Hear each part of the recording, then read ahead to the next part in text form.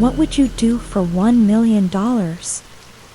That's a question that gets asked all the time. Some might say they'd pay off debt, others might donate it all to charity.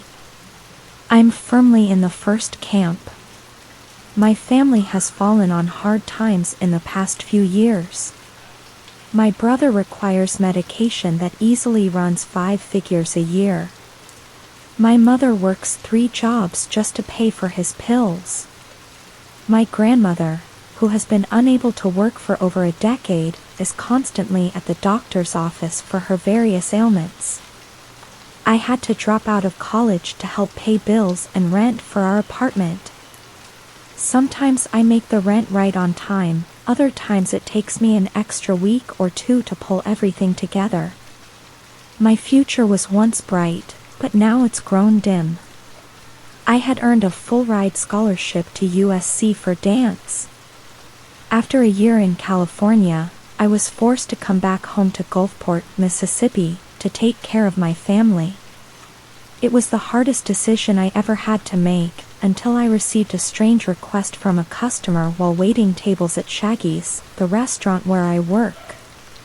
He was a middle-aged white man, dressed like he was on his way to church, and all he ordered was the tuna dip. Before he could pay his check, he disappeared, but left behind a $100 bill and a business card with his name on the front. On the back, he'd written me a message. His card said his name was Stephen Maxwell, talent agent for Obscure Entertainment. I flipped it over and read, "Martina, I know your family is struggling in these trying times, but if you shoot me an email at the address on the front of this card, I can get you multiple gigs and real money. We've watched your dance recitals and routines on Facebook, LinkedIn, and YouTube. We think you're just the talent we're looking for. Don't hesitate to contact me. Regards, Stephen." After seeing the $100 and reading the note, it felt like a huge weight had been lifted off my shoulders. After my shift, I went home and researched Obscure Entertainment. All I found were glowing reviews and testimonies about how they changed someone's life, helped them land roles on Broadway, or even scored a part as a supporting character in Breaking Bad. It seemed like my future was looking bright again. I told my mom everything. She warned me to be careful, it sounds too good to be true. But I still had stardust in my eyes and didn't listen. I emailed Stephen to set up an arrangement. He replied almost immediately with the address to meet him the following Monday. My head spun that weekend with the possibilities.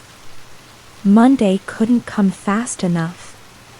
When the bus stopped in front of the building, I thought I had the wrong address. It was a 5-story office, but it looked run down and abandoned. As I double-checked the address on the email, I saw Stephen waving at me from a side door. He gestured for me to come over. I won't lie, I was creeped out, but I kept telling myself it was all for my family. I walked through the door into an enormous, empty hallway.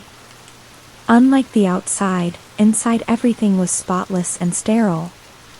Stephen was very polite, asked if I'd found the place okay, and walked me down the hall to another door. The next room was Stephen's office. He had me sit while we discussed what I was being hired to do. Before he handed me a contract, he explained that I'd be completing 15 different tasks on camera. Once I finished them all, he'd wire $1 million to a bank account in my name. He wouldn't tell me ahead of time what each task was, but if I completed them, I'd be rewarded.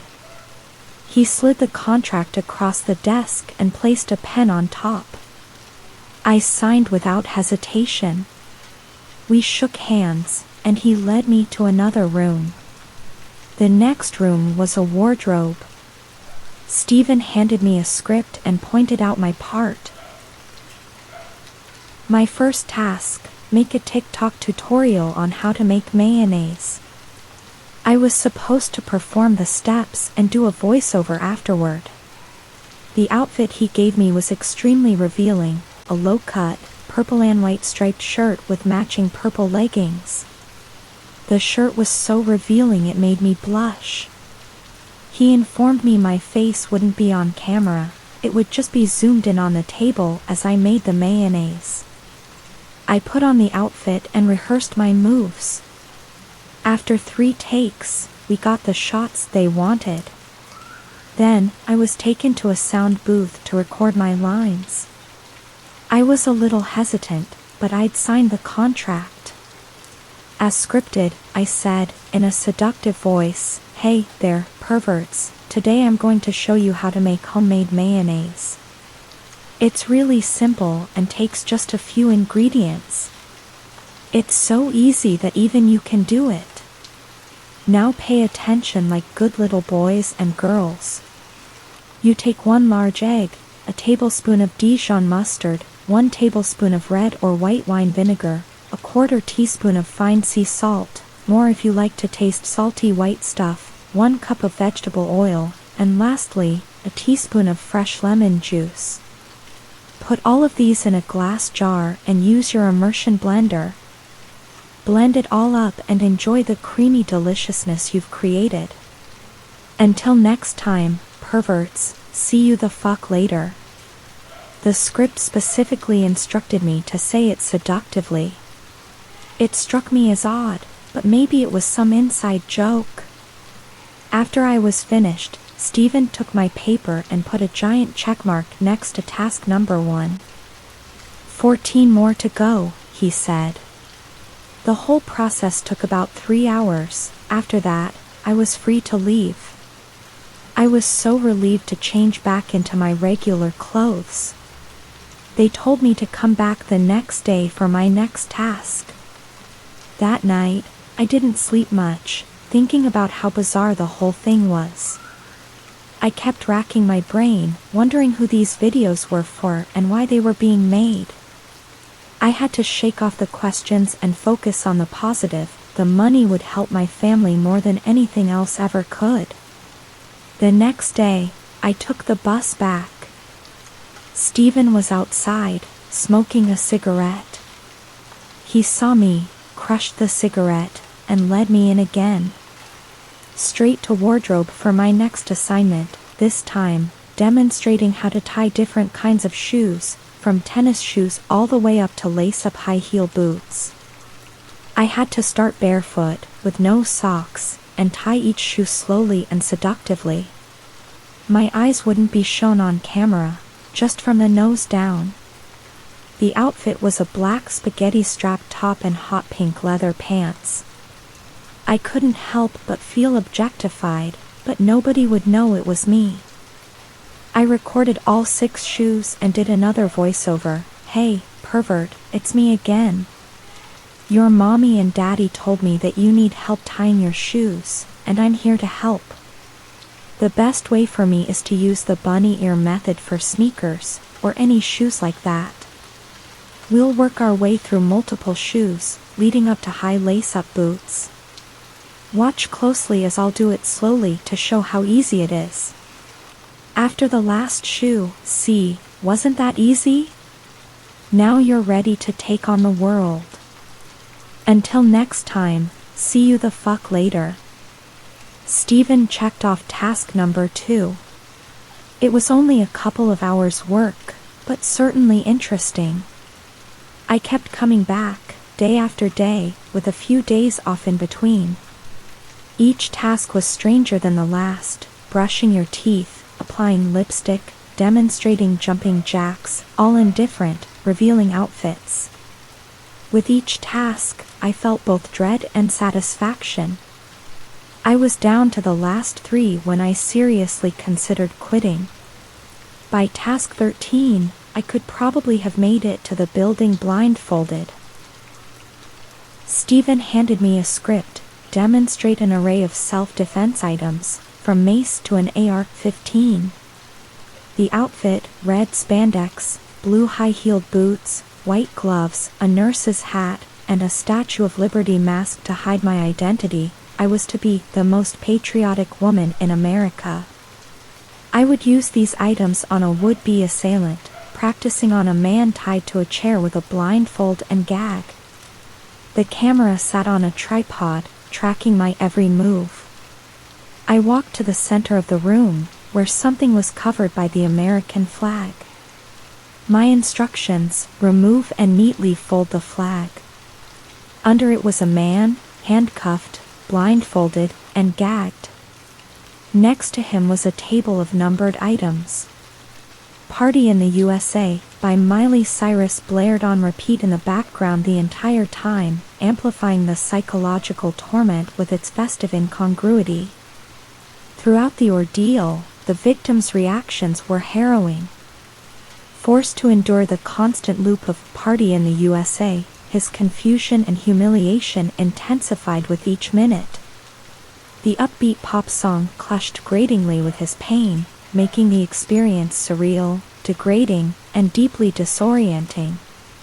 His sense of time and reality blurred, and the relentless music further stripped away his dignity and sense of control. Long after the torture ended, the sound of that song would trigger panic, flashbacks, and emotional numbness, a psychological wound that time cannot easily heal. I followed the script for each weapon: first, spray him with mace, then the taser, then the stun gun, then a billy club, then a cattle prod, followed by a pistol with rubber bullets, and finally, the AR-15. Each device had precise instructions. I hesitated, but remembered my family. When I got to the AR-15, I was told to shoot him in either the shoulder or the head. I couldn't pull the trigger for his head, so I shot him in the right shoulder.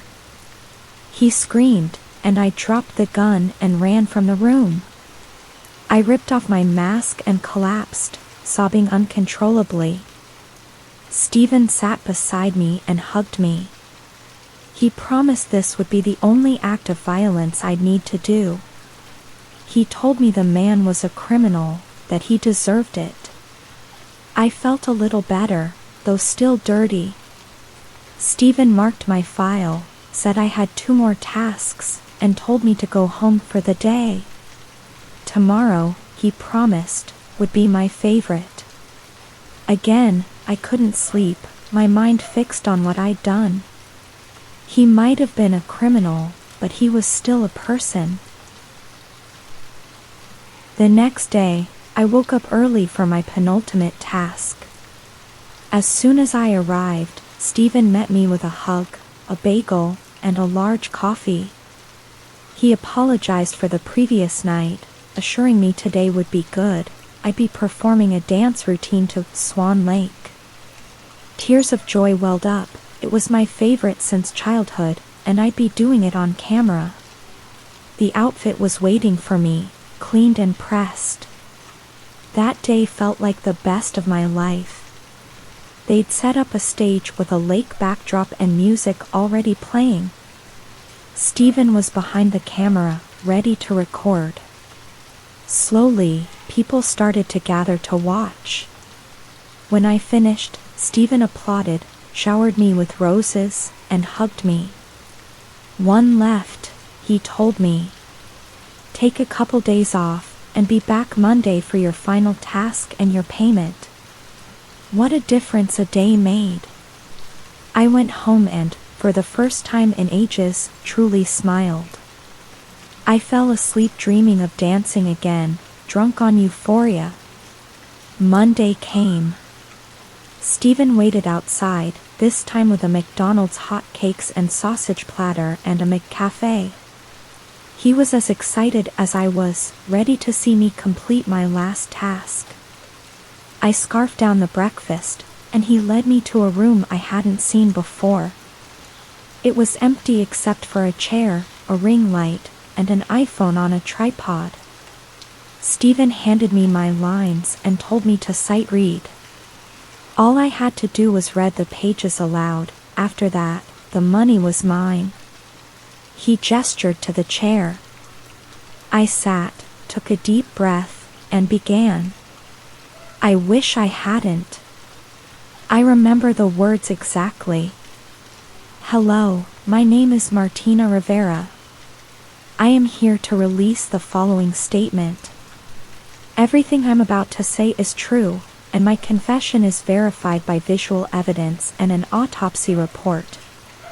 I couldn't believe what I was reading. I continued. State Representative Harold D. Walker was murdered by me. After an array of weapons I used to torture him for about 2 hours, I finished by shooting him in the temple with an AR-15. But I could have sworn he was still alive.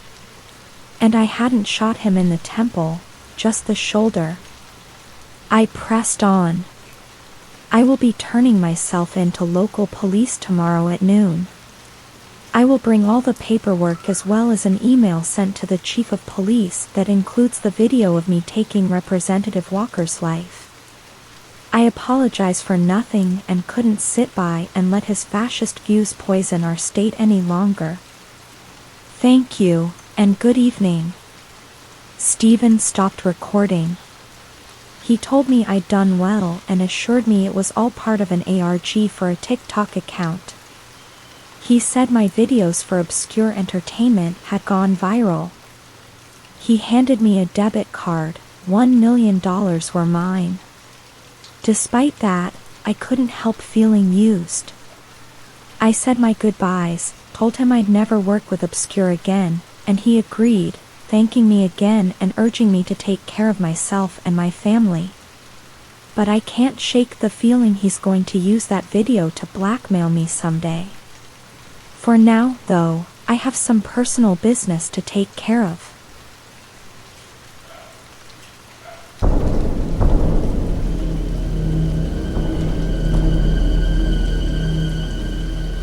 A slightly used 2022 MacBook Air, $1,000, only used for college the past 3 years.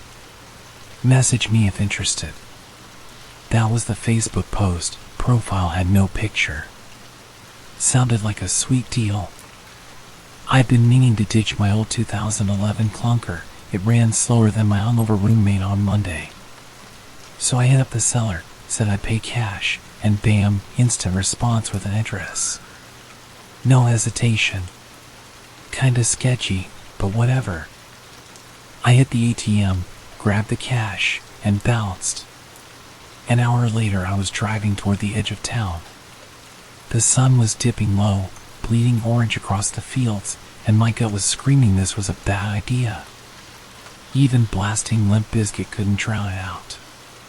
The address led me to this crusty old house, paint peeling, porch sagging, lone porch light flickering. A rusted bike leaned against the wall, probably older than Keith Richards. Then the seller texted, knock 4 times on the metal door. Weird flex, but okay. 4 knocks. The door swung open and she appeared, total smoke show. Blonde bob, pink silk pajamas, smelled like cherries. Looked like Sabrina Carpenter dropped into Barbie's dream house. She held the MacBook like in the pics, charger, external drive, all there. Said it was wiped clean. I handed over the cash. She winked, said thanks, and shut the door. I just stood there, stunned. Thought about knocking again. Maybe Barbie could have used a can. But instead I got in my car and drove off. I hit Burger King on the way back, craving a Whopper and onion rings. No zesty sauce though, that stuff's dog water. I walked out with my food, and some older dude in a trench coat and cowboy hat was leaning against my car, full Texas more energy. Toothpick in his mouth and everything. Marcus Roberts, he said. Private investigator. My blood went cold. He said the laptop used to belong to some guy named Stuart, ex-boyfriend of a girl named Melanie. According to Roberts, Stuart was into crypto scams and arms dealing on the dark web. He offered me triple if I handed it over. I told him it was wiped. He didn't buy it. Dropped his card and drove off in a black caddy. My onion rings got cold while I stood there trying to process what just happened. That night I booted up the laptop. Sure enough, It was clean. The external drive, though? Packed. Photos, videos, spreadsheets, and a folder named Q4. Inside were lists of upcoming stock surges and crypto plays. Looked like insider info. One name jumped out, Avalon Realty Group. The note said $200 could turn into $60,000 by New Year. I figured what the hell and tossed in $50 on a random oil company listed there.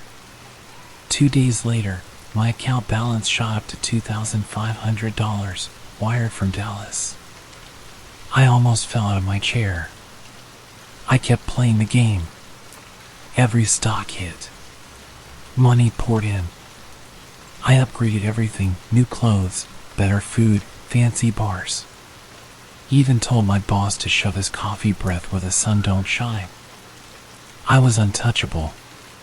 But through all that, my phone kept ringing from an unknown number. Grandma always said never to answer strangers, so I didn't. Rest in peace, Grandma. Weeks later, I dug back into the drive. The folder had shifted somehow, more files now. Dozens of photos of Melanie, modeling everything from latex to nurse outfits. Some had the same high-rises in the background, others that same house.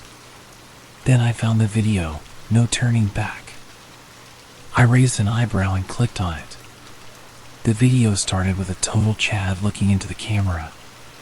He appeared to be in one of those high-rises from the photos. "Hello, my name is Stuart," he started. "If you're watching this, I'm long gone. I'm leaving my life and everything included in it in my rear view." He finished his sentence by taking a sip of a white Monster Energy. He looked pale and nervous, sweaty even, like he was being held at gunpoint.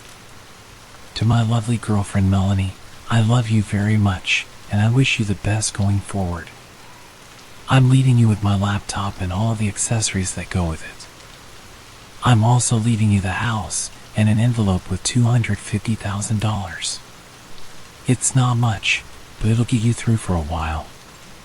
I'm sorry, and I love you." He wiped his forehead and adjusted his glasses before his final statement. "Lastly, I wish to leave you today with this information. Take everything you read and watch to its fullest potential. It's all real and it will be beneficial to you in your future. Do with it what you will. Good luck." The video ended just like that. It only reinforced my decision to invest in those companies. So far, the doc hadn't steered me wrong. This was only the beginning, and the future was bright. The title of the video was right. There really was no turning back. I didn't sleep that night. The video replayed in my head on a loop from sundown to sunup. I had a flight to catch, so I made an espresso, grabbed my bags, and bounced. At the airport gate, I felt 4 taps on my shoulder. I turned. Robert stood there, cuffs in one hand, phone in the other, a tracking app glowing on the screen. "Planted this on your car," he said. "Was hoping you'd do the right thing." Then he smiled, a small, disappointed smirk under that damn toothpick. They hauled me away right there. Honestly, I deserved it. When something feels like free money, it never is. At the station, they threw me in a room that smelled like burnt coffee and bad decisions. Hours passed. Then, 4 knocks. Roberts walked in, manila folder in one hand, coffee cup in the other. He slid both toward me. Inside the folder were photos, a man's corpse, mangled. "Stuart. Found in Sweden." A note pinned to his chest with a knife. "We found the rabbit." Next, "We're coming for the queen." Then the next photo, Melanie, tied to a chair, beaten to hell, tape over her mouth. The note on her chest read, "God couldn't save this queen. Now we're coming for the king." She was wearing a Burger King crown. "This was mailed to us this morning," Robert said. "You're safer here than out there." My stomach dropped. Sweat poured down my back. For once, I was glad to be locked up. Another 4 knocks. Roberts turned toward the door, and 4 silent shots cracked through him before he even hit the floor. A figure stepped inside, draped in black, a plastic Burger King mask grinning under the fluorescent light. I was cuffed to the table. No escape. The masked guy chuckled. Boy, this is too easy. Any last words? A single tear slid down my cheek. I just shook my head. Have it your way, he said, and pulled the trigger another 4 times. The last thing I felt was the coffee seeping warm through my jeans as everything went pitch black.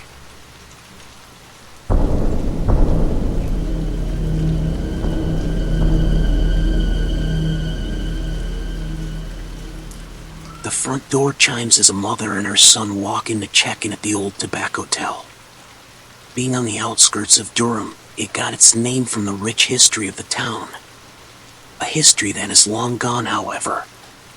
Mr. Walsh, the owner, refuses to change the name to fit the current atmosphere. I've been working as a desk clerk here for a number of years. It's not much, but it pays the bills. I've seen a little bit of everything come through the doors, from drug addicts to well-dressed men with scantily clad women wrapped around their shoulders. As long as they slide me a little cash, I say nothing, and when the cops ask for a witness statement, I'm always somewhere else in the hotel where I didn't see anything or anyone that meets the description they're looking for. Morally, I know it's wrong, but it's not like I'm getting rich off of these bribes. As the woman waltzes in with her sunglasses and a hat ready for the Kentucky Derby, she approaches the front counter and gives me her name for the reservation. As I put the information into the computer, I can hear her son snickering as he pulls on her long-sleeve shirt. He points his finger at my nameplate. Look, Mommy, his name is Clark. Clark, the clerk. I said earlier that I don't get rich off of the bribe money, but I could retire if I had $1 for every time somebody called me Clark, the clerk. I just rolled my eyes and chuckled a little bit as I handed the mother her key card and tell her to enjoy her stay at the Tobacco-tel.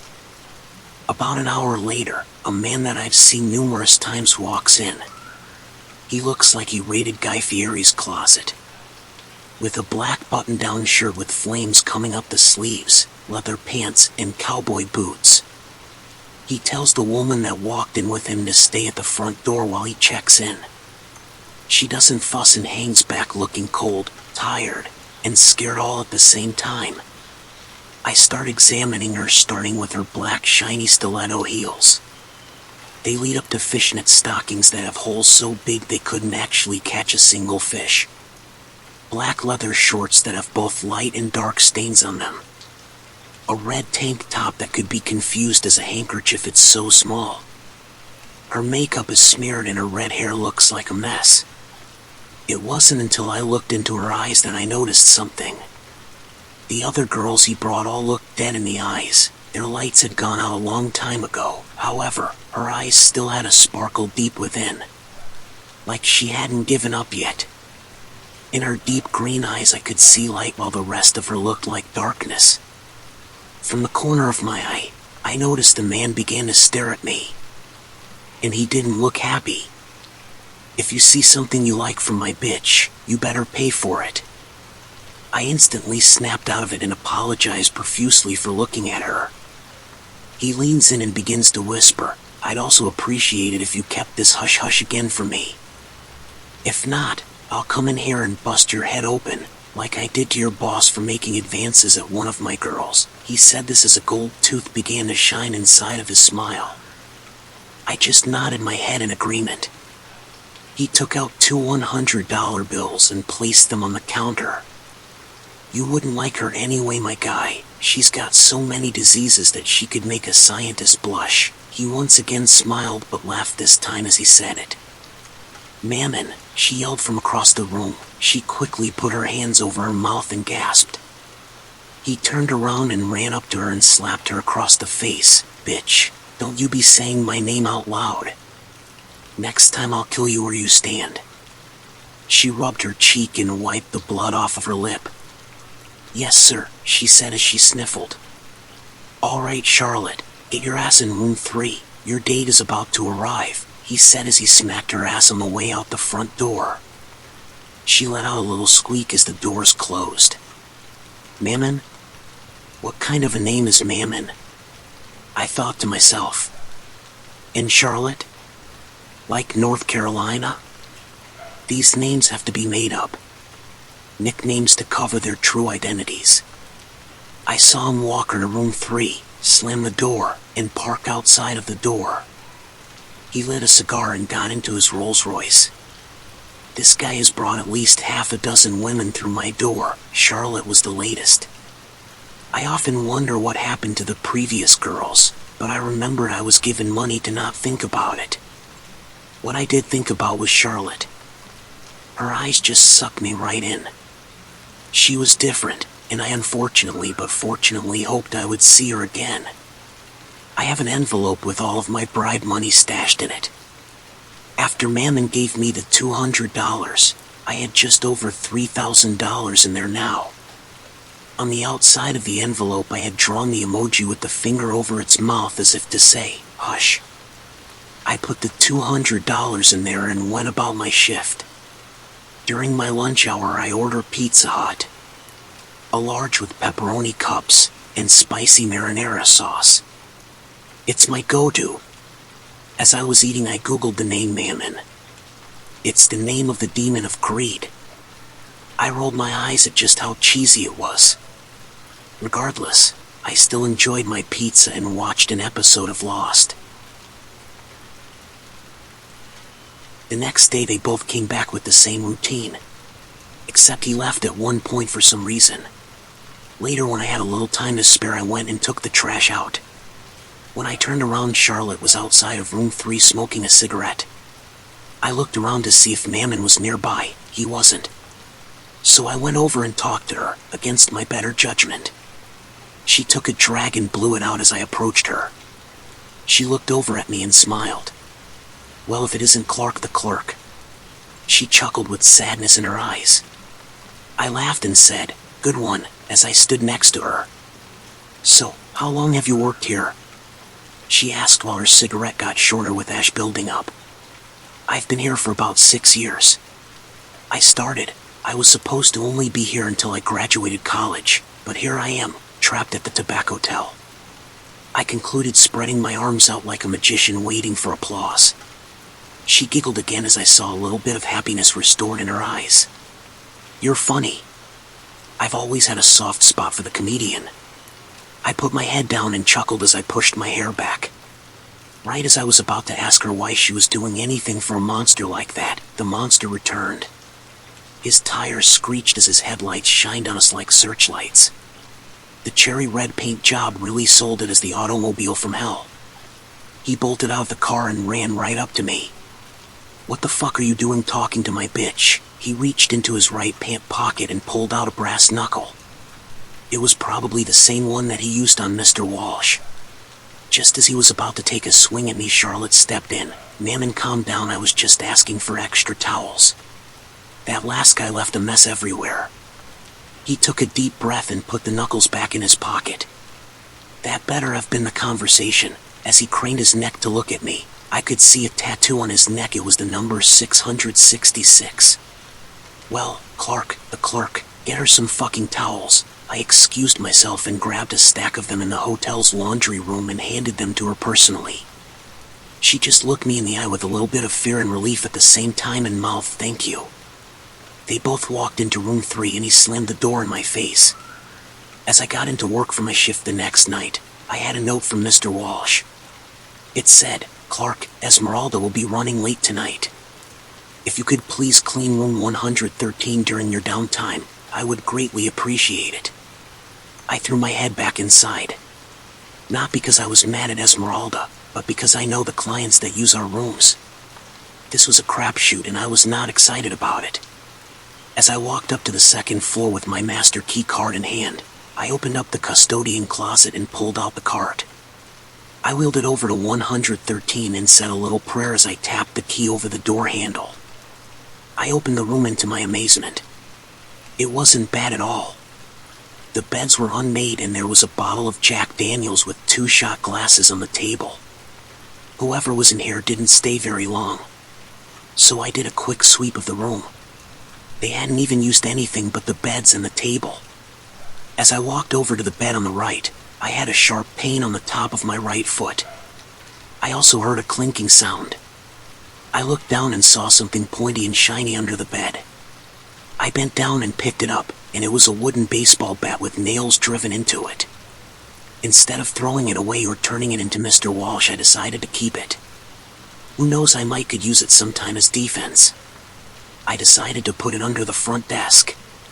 It would be behind a locked set of doors, which I only have the key for. I must have really pissed Mammon off because they didn't come back for another 3 days. Then late Saturday night they both walked in and she was looking rough. She had bruises all over her arms and her face and had a bite mark on her neck. I was instantly enraged as I slowly started reaching for the bat underneath the counter. That's when he told me what happened. I guess this is what I get for trying to use another hotel. We went to the one across town and the guy who bit my bitch decided that he was Dracula or some shit. I stopped reaching for the bat as I made eye contact with Charlotte. She just nodded her head up and down in agreement. Same routine, 2 crisp $100 bills and another addition to the envelope. I took a deep breath and leaned back into my chair. In the moment I would have taken that bat and cracked him across the face with it, like he threatened to do to me, but I'm glad that I didn't. Who knows what would have happened? Another whole week went by without anything exciting. I did, however, recognize a local politician bring in a couple of prostitutes, but he thought he was slick with shades and a scarf over his face. It was the suit and North Carolina pin attached to his jacket that gave it away. He also had a golden cross necklace draped over his tie. One of the prostitutes was definitely a ladyboy, no judgment, just an observation. He slid 5 $100 bills to me and winked as he pulled down his shades. One evening during my lunch break I decided to take the envelope with me and count. After I finished I put the stack on the table next to my McDouble wrapper. I couldn't help but stare at it with my elbows on the table and fists in my cheeks. Was it all worth it? I thought to myself. If I could somehow get rid of this and Charlotte was free of that douchebag's reign, I'd trade it in a heartbeat. I gathered the money, put it back in the envelope, threw away my trash and went back to work. Then came Saturday night. Saturday night is usually a little busy. It's also the night that I treat myself by getting Bojangles delivered on Uber Eats. My break always began around 2 a.m. on Saturdays. I collected my food and headed to the break room. Right as I queued up the next episode of Lost, I heard yelling. The walls are paper thin and I can hear about pretty much everything that goes on. This yelling was desperation. Mammon, what the fuck are you doing? Get off of me. It was Charlotte in room 3. I got up quickly from the table and ran to the front desk. I unlocked the cabinet and grabbed the baseball bat.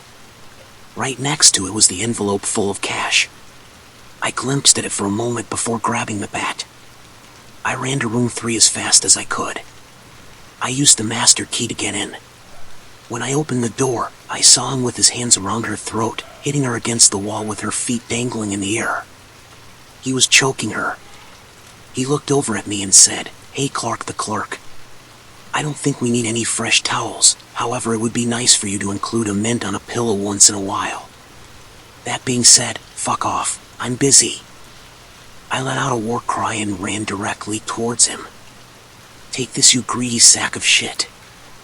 Stunned, he dropped Charlotte and faced me. I swung the bat as it landed on the left side of his neck, directly on his 666 tattoo. One of the nails got stuck as I pulled it out. It had stabbed his carotid artery. He began to spray blood everywhere. As he stumbled, he reached into his coat pocket and brandished a machete. "Now you die, you little prick." As he stammered, he lunged the machete towards me. I closed my eyes preparing for the worst, but when I opened them I heard the blade penetrate something. It was Charlotte. She had stepped in front of me to take the blade. As she was facing me, she began to spit up blood. She coughed and put her hand on my cheek and smiled, but here I am, trapped at the Tobacco-tel. She said. Man then pulled out the blade as Charlotte hit the floor. He began to scream, "No, you stupid bastard, look what you made me do." He dropped the machete as it clinked on the floor and he fell to his knees, took a final breath and died. I looked down and noticed that I had also been stabbed. He had gotten us both. My left lung was punctured. I didn't feel it because of the adrenaline. I also dropped to the floor next to Charlotte. I looked in her eyes and she still had the sparkle. She had sacrificed herself, but it was done in vain. With her final breath she said to me, "I'm sorry, I tried my best." I laughed and assured her by saying, "You did great." I mouthed thank you, like she did to me about the towels. She smiled then went limp and passed away. I lay on the floor gasping for air as tears rolled down my cheeks. As I looked up at the ceiling, my last thought was that I thought I would go out a hero, but my intervening cost 3 lives in room 3. I closed my eyes and embraced death.